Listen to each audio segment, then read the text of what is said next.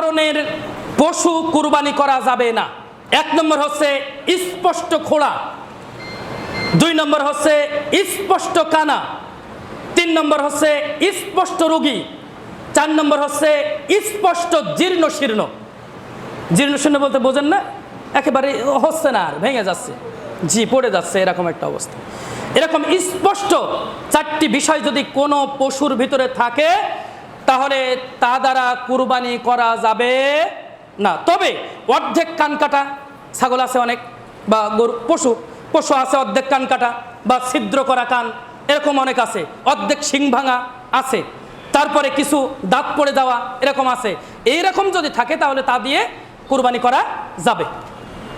আবার জন্মগতভাবে বা পরবর্তীতে লেজ কেটে পড়ে যাওয়া আছে না, অনেক আছে, লেজ কেটে পড়ে গিয়েছে, লেজ নাই, এরকম যদি হয় তাহলে তা দ্বারা কুরবানি করা যাবে। অথবা জন্মগতভাবে শিং বা কান না থাকা, এই পশু দিয়েও কুরবানি করা যাবে।